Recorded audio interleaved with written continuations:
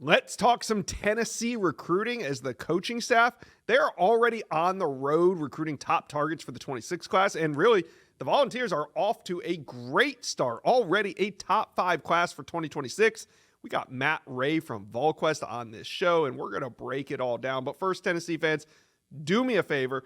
Jump on board and hit subscribe to the On3 Recruits channel. This is the best recruiting channel on all of YouTube, and we want you to be a part of it. So jump on board and hit subscribe. All right. Let's bring in Matt Ray. And Matt, before we get to where the coaches have been in January, Tennessee, like I said, has 8 commitments toward this 2026 class and sitting at number 3 in the country. Who are a few big names that stand out to you so far? Yeah, it's been a strong start for Tennessee to this 2026 class. And obviously, I think it starts with Faison Brandon when you look at it on paper, right? I mean, you're talking about a 5-star signal caller that's going to challenge to be the top passer in this class probably throughout the duration of the cycle, coming off a really great season. At Grimsley, led them to a state championship, North Carolina Gatorade State Player of the Year, just a really good season for him. But then I think you got to look at the pieces around him already to start off the offensive side of this class. Tyreek King, a guy that Tennessee's recruited for a couple of years. Carson Sneed, 2 4-star guys from in-state that really fit the mold of what Tennessee's looking for at the receiver and the tight end position.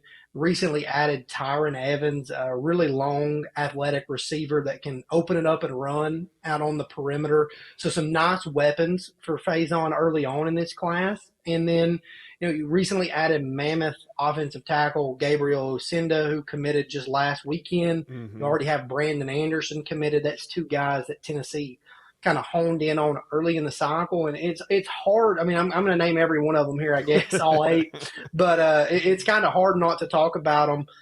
Those 2 defensive commits here that they have early on in Tyson Bacon and Braylon Outlaw. That's 2 guys that, kind of at the time leading up to their commitment, over on the General's Quarters at VolQuest, we were telling our readers, look, don't get lost in the rankings here, right? These are 2 guys that Tennessee's evaluated pretty heavily and that they really like. And as the calendars kind of turn more toward 2026, you're starting to see that Bacon and Outlaw both picking up more SEC interest, and 2 guys that Tennessee did a nice job of getting in on early, but are going to have to fight for down the stretch. Yeah, and Tennessee knows the recipe for a top 5 class. Get that elite quarterback in early, have him be the bell cow, and build the rest around him, and that's exactly what they're doing. Let's talk about where the coaches have been in the month of January. It's a contact period. Coaches are on the road. Who are some of the names that they've seen so far? Yeah, so last week pushed around travel a little bit because of the wintry weather here in the South. But Tennessee's done a pretty nice job of checking on targets here to start this contact period out. Into the state of Georgia heavily last week before the weather, checking on several guys. Braden Rouse, a linebacker target from Cal there that they really like. We'll be checking on Darius Gray this week, be at IMG Academy in Florida this week. Willie Martinez will check on Onis Conanbanny, the one 2025 commitment left hanging out there that still hasn't signed. That kind of a battle between Florida and some other schools trying to push, for a flip there late in the cycle.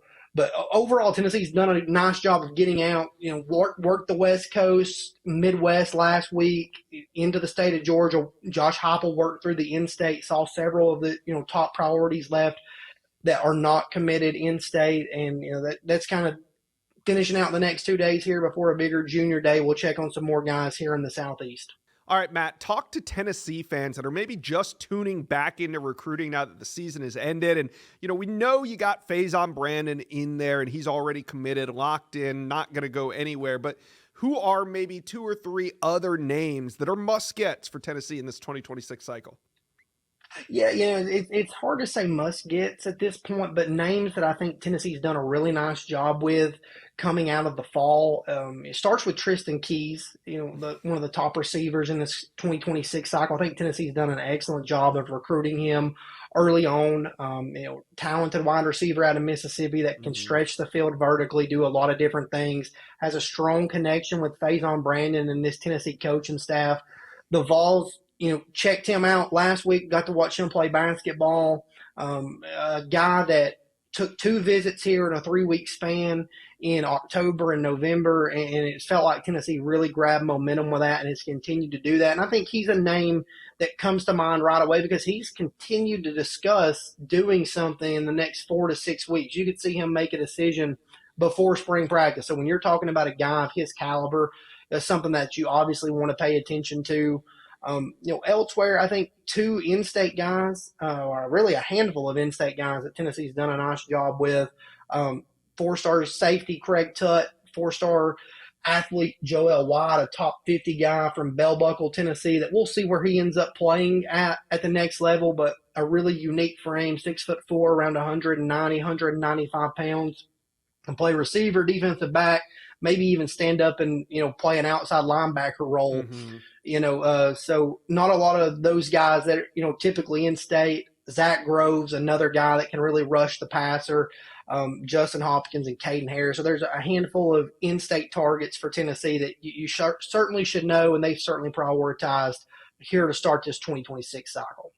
All right, let's talk about moving forward. What does the recruiting calendar look like for Tennessee? Is there a big junior day on deck, or will spring practices kind of be the time to get these big names on campus? No, it feels like over the next 2 weeks here, Tennessee's going to have a pretty good chance to get some guys to campus. Starting with this weekend, I don't think the numbers will be quite as large this weekend, but I think in terms of, quality, it's going to be really a pretty solid weekend if most of these guys make it in, weather stays good. A guy that I haven't mentioned yet, but I think if he makes it in, maybe the headliner of the weekend for me, Rodney Dunham. A really talented edge rusher out of North Carolina, a state Tennessee's continued to prioritize. I think there's a chance he could be on campus here over the next 2 weeks. Samari Matthews out of North Carolina, he's already announced that he's planning to visit. That's another top defensive back in this class. Mm-hmm. Leo Delaney.